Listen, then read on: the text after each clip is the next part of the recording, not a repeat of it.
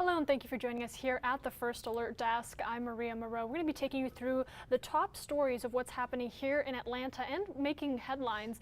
Starting with earlier, we're talking about a man who was shot and killed during a fight near a food mart. I'm going to bring that up for you there. Let's talk a little bit about this. I'm going to switch over my graphic and just bear with me guys here a moment. This all happened in the parking lot of a popular Southeast Atlanta convenience store. You might know it as Little Bear Food Mart. Atlanta News First Bridget Spencer took us through the details if you're with us on our morning show, Atlanta News First, and has the latest, including some new surveillance video we're going to want you to see.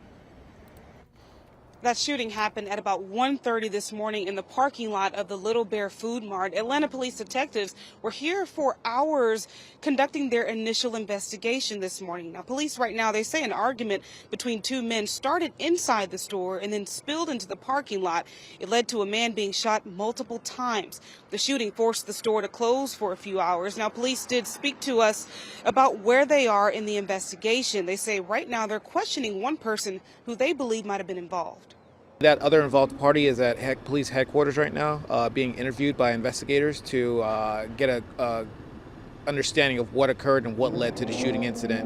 We don't know much about the victim just yet. All we know is he is a man in his 30s. Police have not released the name just yet, but this is still a developing story, and as we get new information, we will send that over to you. In Atlanta, Bridget Spencer, Atlanta News First. Yeah, that story we will be continuing to follow and bringing you updates on our digital platforms as well as Atlanta News First in our later on newscasts. Let's get into another story that has really been the top of mind for a lot of those in Jonesboro. This happening out in Clayton County, if you're familiar. A man in critical condition after a Sunday night shooting. Police actually saying that they found him with several gunshot wounds inside a vehicle on Kendrick Road. We're told it stemmed from an argument, and the gunman took off before authorities arrived. Right now, the search for the person or persons responsible continues. And if you have any information, you are being asked to call police. And a story that we've really been taking you through since this weekend, actually. A car belonging to a missing man was recovered from a creek Sorry, I'm going to put up my graphic here for you. A missing man recovered from a creek in Alabama after 47 years. I'm talking about January 27th, 1976. Police telling us that they found skeletal remains inside the vehicle and that were sent to the GBI crime lab for further examination. Now, according to authorities, 22-year-old Kyle Wade Clinkscales was reported missing that night. They are continuing this investigation. We do know now that GBI is involved. We're going to continue to follow this. Of course, the latest details on this you can follow on our website, atlantanewsfirst.com. I have this web article pulled up for you here. But if you download the Atlanta News First app, that's actually a great resource where we update you on these major developments, especially in cases just like this one. It's free. You can have it on your phone and adjust the notifications to the news that you're searching for. Major developments, local community stories, all of that is going to be available in the app and across our digital platforms. Let's talk a little bit about the big story that's really been top of mind for Atlanta, top of mind for many across the nation, and that is the former president, Jimmy Carter. We actually brought you that news over the weekend that the Carter Center announced the former president will be entering hospice care. And I'm going to try to pull up, actually, if you guys bear with me here, the tweet from the Carter Center. See if I can show you a little bit of that here on my computer. But the former president is now in hospice care. If you were with us this morning on Atlanta News First, we looked at his incredible achievements across the country and in our backyard right here in Atlanta. And just taking a look at all of that, our Madeline Montgomery took you through some of those memories. Visitors came to the Carter Center in Atlanta over the weekend following the announcement former President Jimmy Carter has chosen to enter home hospice care. Great man, great president, probably underappreciated by those who don't know much about him. Those who worked alongside Carter on projects with Habitat for Humanity after he was president are also remembering all of his efforts to help others. He is one hard worker. He's the first one on the site in the morning and very often the last one to leave by the end of the day. But nowhere are the memories stronger than here in Plains, Georgia, Carter's hometown, where he's lived for more than 4 decades following his presidency. Lord, we'd be amiss this morning if we did not lift President Carter to you. At Carter's church, there were prayers and reflections on what he and wife Rosalind fostered in the community. It's just the examples that they have given to adults as well as my children who have grown up knowing them. Carter taught Sunday school at the Baptist church, where his niece continued the family's work yesterday. And to have known them and to love them. You would have over 500 visitors here that sometimes would spend up to 48 hours in this parking lot waiting just for an opportunity to see him teach. Others in town shared their thoughts on the longest living president in American history. Down-to-earth country boy just like me. He'll tell you the truth about anything. President Biden tweeted, quote, "We admire you for the strength and humility you have shown in difficult times. May you continue your journey with grace and dignity, and God grant you peace."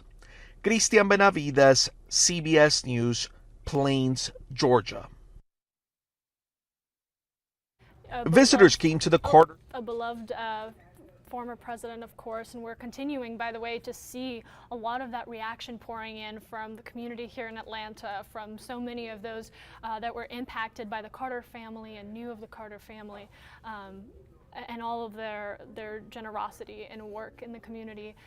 So we are staying close with this. We're going to bring you every update that we do receive on this story, as well as continuing to bring you those community support reactions, and just all of you who have personally commented how much this news has impacted you and either saddened you or made you reflect on the Carter family. I want to bring you to that quote I was talking about earlier here, the statement on President Carter's health. I'm going to bring down my graphic so you can see this. This is directly from the Carter Center. So saying, quote, "After a series of short hospital stays, former U.S. President Jimmy Carter today decided to spend his remaining time at home with his family and receive hospice care instead of additional medical intervention. He has the full support of his family and his medical team. The Carter family asks for privacy during this time and is grateful for the concerns shown by his many admirers." So that directly, that statement that we received, brought to you first on Atlanta News First, of course. We're going to continue to follow all of these developments, including staying close with this particular story that I know affects us here at the Atlanta News First and so many of you, both in Atlanta and really across the country. I want to take a look ahead at a press conference we're going to be bringing you here shortly. This out of Paulding County, and give you some background on this. You might remember we brought you this story almost 1 year ago. This is about an investigation that is still underway, stemming from a Paulding County Sheriff's deputy who reportedly used force against a man during an arrest at an apartment complex. This is happening in Dallas, Georgia. Now, according to police, the deputy slammed this man, who we have since identified as Tyler Canaris, to the ground, who, quote, directly from police, appeared to match the description of the suspect breaking into cars. Police said that the deputy tried to handcuff Canaris after he repeatedly refused to comply with commands, bringing the Georgia Bureau of Investigation in to conduct an outside review of the March 4th, 2022 arrest. And we talk about this today because at 11:30, here in just a few short minutes, we are going to be expecting to hear from the now 30-year-old Tyler Canaris, who will be speaking out about the incident for the first time following release of the video, I believe that was dash cam footage of the incident of the body slam that took place that has brought us to today. So we're going to be bringing you that across our Atlanta News First Plus digital platforms. You'll expect to see us here at the First Alert Desk, and we'll be following with the latest. As far as continuing news, you know we're going to stay on top of things. Make sure you download that app, and you can count on us to bring you the latest coverage on what's been happening, what's continuing to develop on Atlanta News First, News at 12.